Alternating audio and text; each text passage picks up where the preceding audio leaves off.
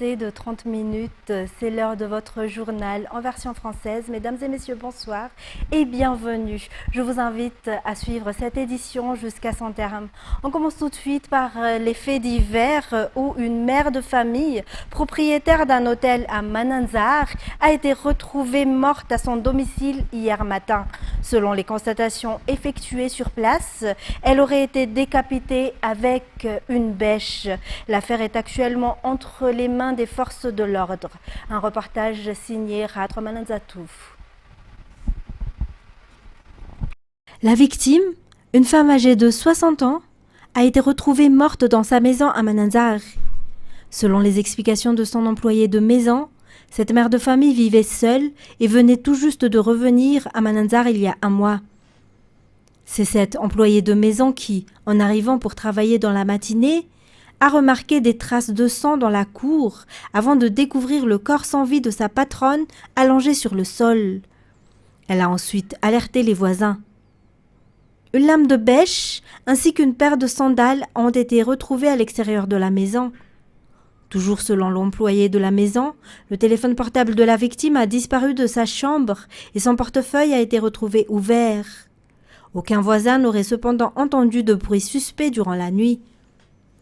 Les forces de l'ordre se sont déjà rendues sur place afin de procéder aux constatations et pour ouvrir une enquête sur cette affaire. Et poursuivant par les actualités sociales où les usagers de la gare routière du Fassan Karan refusent leur transfert vers la gare d'Amboumanamboul envisagé par les autorités.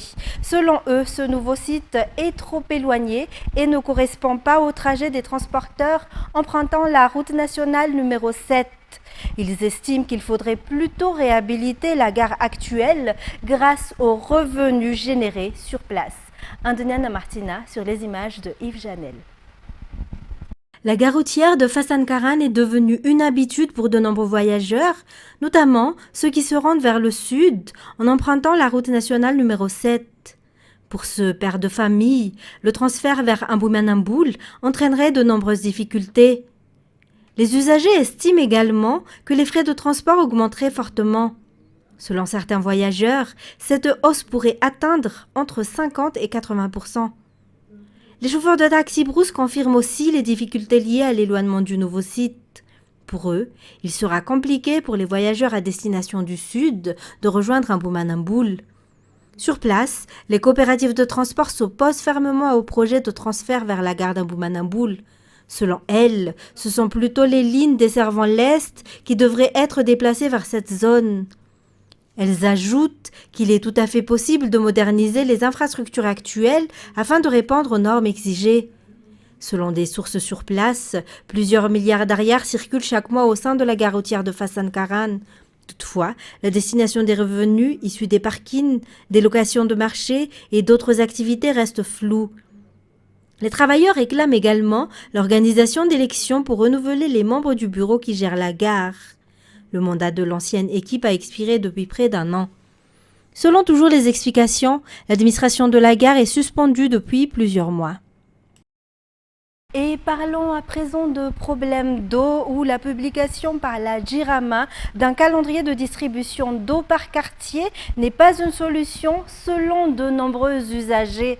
Les personnes interrogées par notre équipe aujourd'hui réclament plutôt des solutions durables face aux coupures répétées d'eau et d'électricité. Les plaintes se multiplient dans plusieurs quartiers face aux longues coupures d'eau et d'électricité. Depuis plusieurs semaines, des manifestations sont organisées par les habitants, mais aucune solution durable et claire n'a encore été proposée par les autorités. Dans ce contexte d'urgence, la Jirama a mis en place une solution à court terme, la publication d'un calendrier de distribution d'eau par quartier pour cette semaine.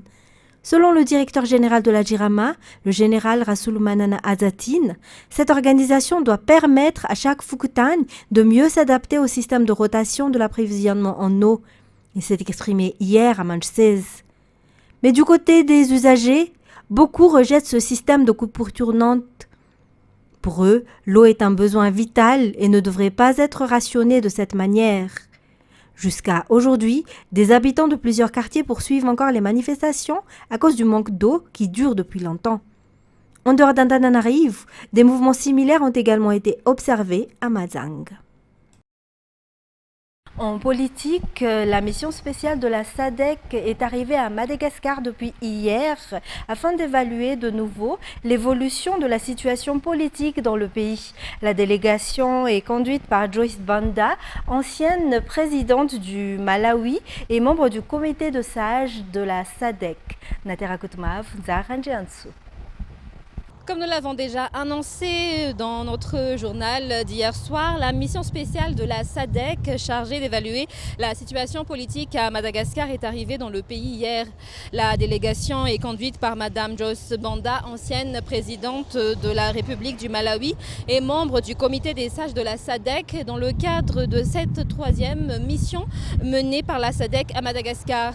Justement, cette troisième mission qui se poursuivra jusqu'au 10 mai 2026 vise à suivre l'évolution de la situation politique à Madagascar, notamment à discuter du financement de la concertation nationale et à contrôler le respect du calendrier établi par les autorités dans la feuille de route nationale. Il a également été indiqué que toutes les forces vives du pays pourraient être auditionnées dans le cadre de cette mission.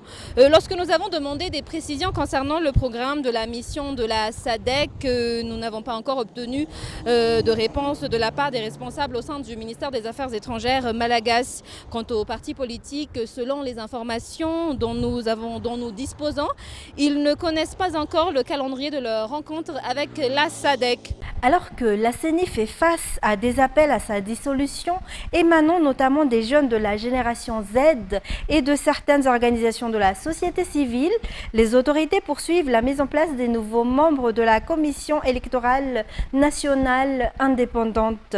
La cérémonie officielle de prestation de serment des 6 nouveaux membres du bureau permanent de la CENI s'est tenue ce jour au palais de la Cour suprême à Noussi. C'est Nranirland, Yves Chanel. Les principaux dossiers qui attendent ces nouveaux membres de la CENI concernent l'organisation du référendum et des élections.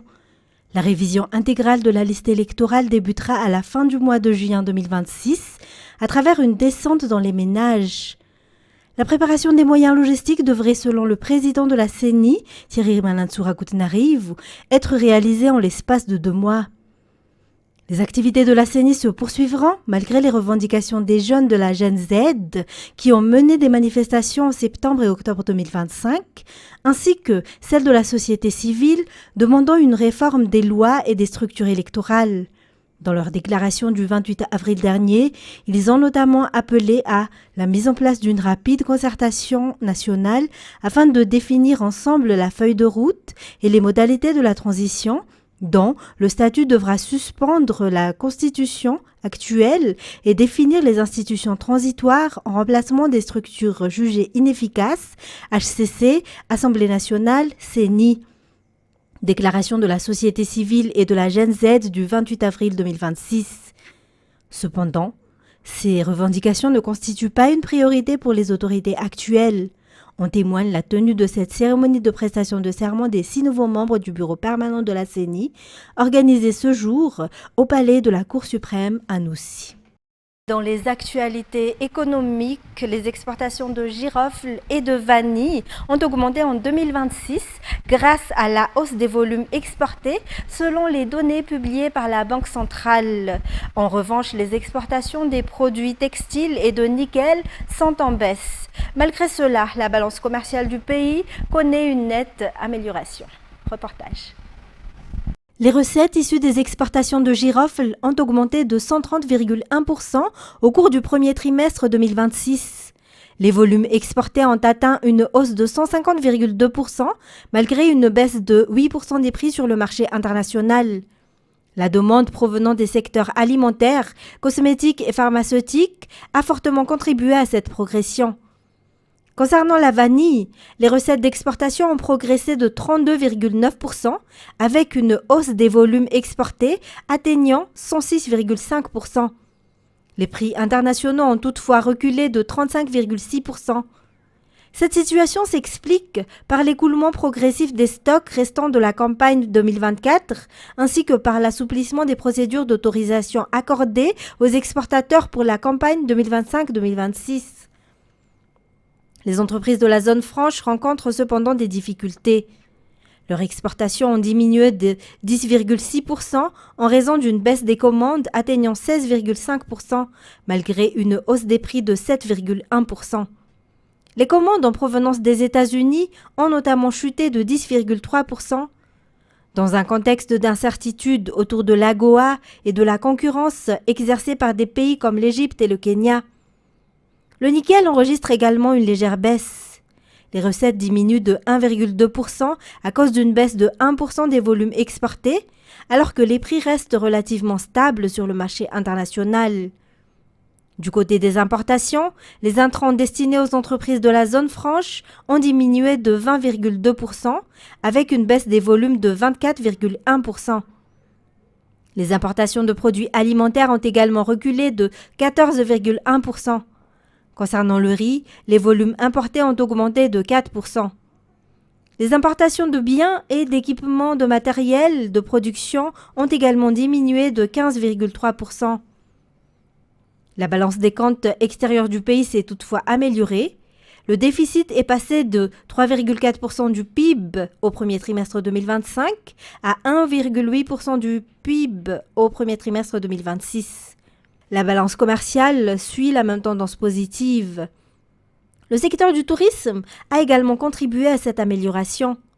Le nombre de touristes arrivés dans le pays a augmenté de 8,2%, tandis que les touristes arrivant par bateau ont progressé de 45,8%. Enfin, les transferts privés en provenance de l'étranger ont augmenté, passant de 205,7 millions de dollars à 255 millions de dollars. Madagascar en mouvement, tel est le thème choisi par l'organisateur Madavision pour la 27e édition de la FIM Foire internationale de Madagascar qui se tient à partir d'aujourd'hui jusqu'au dimanche 10 mai au CCI Vatou. Tous les secteurs d'activité commerciale y sont représentés et la FIM 2026 est ouverte au grand public avec un droit d'entrée de 10 000 arrières. La télévision Viva figure également parmi les partenaires de l'événement. Publie reportage. La Foire internationale de Madagascar, organisée au CCI Vatou, ouverte à partir d'aujourd'hui jusqu'au 10 mai prochain, rassemble 400 stands couvrant tous les secteurs d'activité commerciale, alimentation, décoration, construction, santé, secteur bancaire et bien d'autres encore, accessible à tous les visiteurs sans distinction. En tant que foire internationale, elle accueille également des opérateurs économiques venus de l'étranger. Au programme de ces 4 jours, des ateliers en intelligence artificielle et en impression 3D, des conférences sur les enjeux publics, privés et le bien-être au travail, une journée dédiée au recrutement et des success stories d'entrepreneurs qui prouvent que l'ambition malgache est bien réelle. Près de 30 000 passages attendus. Plus de 350 exposants sur 22 000 m² d'exposition. Mais au-delà des chiffres, ce qui nous anime, c'est l'impact durable sur l'économie malgache. Par ailleurs, cette 27e édition de la FIM se distingue particulièrement par l'organisation de débats, de conférences, ainsi que par la mise à disposition d'espaces permettant aux entrepreneurs de se rencontrer, d'échanger leurs expériences et d'ouvrir des perspectives vers d'autres secteurs d'activité. Je vous invite à explorer, à rencontrer, à construire ici les partenariats de demain. Notre ambition profonde est simple. Chaque personne qui franchit les portes de la FIM en repart avec quelque chose de plus. Une idée nouvelle, une connexion utile, une compétence acquise. Que vous soyez chef d'entreprise, étudiant, chercheur d'emploi ou simple curieux, vous avez votre place ici et vous repartirez enrichi. La télévision Viva est également partenaire de la FIM et soutient les entrepreneurs malagasy. Ainsi, demain, l'équipe commerciale de Viva sera présente à la FIM pour proposer des réductions sur les publi-reportages à tous ceux qui souhaitent faire de la publicité ou établir un partenariat. Les intéressés peuvent également appeler le numéro 034 02 359 88. Dans la page sportive, la 3e édition du Critérium Enfants, organisée par l'UKCM, Union des karatékas ceinture noire de Madagascar, s'est déroulée avec succès. Lors de cet événement, Maître Laladzone a rappelé que le karaté pour les enfants ne devrait pas devenir un simple moyen de gagner de l'argent. La compétition s'est tenue au gymnase Inkwai Nkonjan. Narsoura Zakassan et Michel Rakotsan. Près de 250 jeunes pratiquants de karaté ont participé au Critérium Enfants organisé par l'UKCM. Un chiffre jugé très satisfaisant par les organisateurs de cette compétition. Selon Maître Laladzone, le karaté ne doit pas être transformé en activité purement lucrative, surtout lorsqu'il s'agit des enfants. Afin de continuer à développer cette discipline, Maître Laladzone a également lancé un appel aux karatékas ceinture noire pour qu'ils rejoignent l'UKCM. Aujourd'hui, âgé de 77 ans, Maître Laladzone pratique le karaté depuis 45 ans. Il a débuté au sein du club Aka et affirme rester fidèle à ce club pour toujours, selon ses explications. Voilà pour les actualités locales. Passons à présent aux actualités internationales. Alors que le détroit d'Ormuz reste paralysé par la guerre au Moyen-Orient, le porte-avions français Charles de Gaulle, accompagné de frégates, se rapproche du golfe d'Aden dans une mission purement défensive destinée à sécuriser la navigation et à réduire les délais d'ouverture d'une éventuelle opération internationale de rétablissement du trafic pétrolier. France 24. Le fleuron de la marine française franchit le canal de Suez en direction du golfe d'Aden. Le Charles de Gaulle se positionne en cas de déclenchement d'une mission de sécurisation du détroit d'Ormuz. Le mouvement du groupe aéronaval est distinct des opérations militaires initiées dans la région. Il permet d'évaluer l'environnement opérationnel régional par anticipation du déclenchement de l'initiative.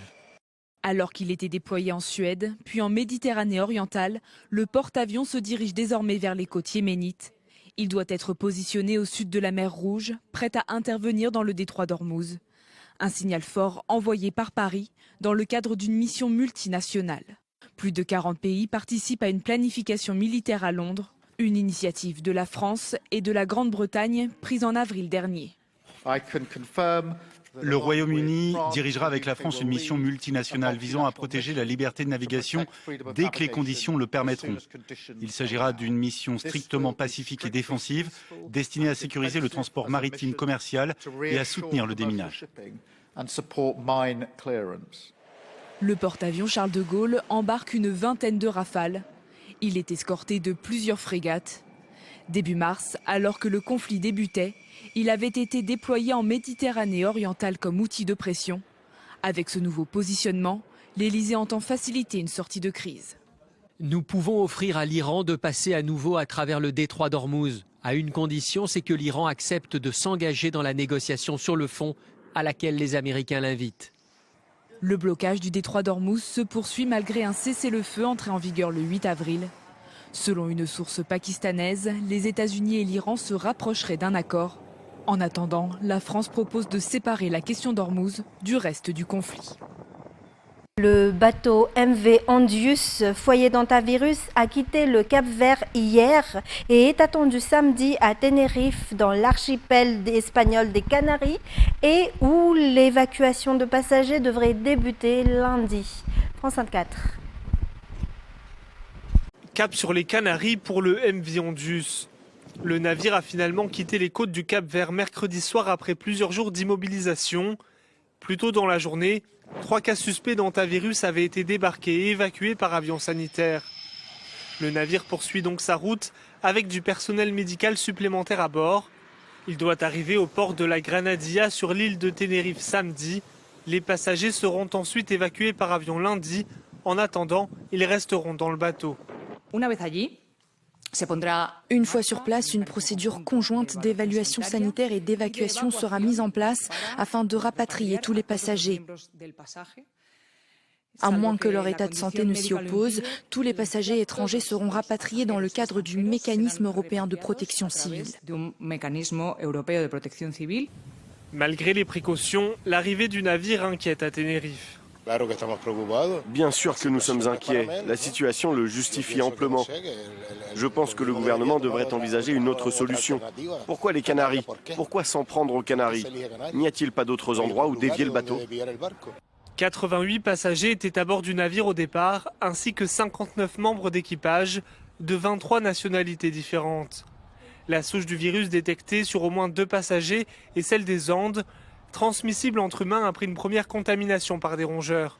Pour l'OMS, le risque d'épidémie est faible. Les cas suspects ont été pris en charge. Nous comptons 8 cas suspects, dont 3 sont décédés et 3 ont été confirmés. Et tous ces cas sont liés au navire. Un patient se trouve actuellement en soins intensifs en Afrique du Sud où son état s'améliore. 3 personnes ont été évacuées médicalement du navire vers les Pays-Bas. Et nous avons également un cas récent qui a été identifié en Suisse, lié au navire, mais qui est descendu à Sainte-Hélène. Des avions de rapatriement sont arrivés aux Pays-Bas où les patients seront traités. Pour terminer, les Britanniques ont commencé à voter ce jour lors d'élections locales qui s'annoncent douloureuses pour le labour de l'impopulaire Premier ministre Keir Starmer, menacé par le parti anti-immigration Reform UK et sur sa gauche par les Verts. France 24. Nigel Farage a de quoi avoir le sourire. Son parti d'extrême droite Reform UK caracole en tête des sondages. En faisant campagne directement contre Keir Starmer, il a fait de ce scrutin local un vote sanction contre le Premier ministre travailliste.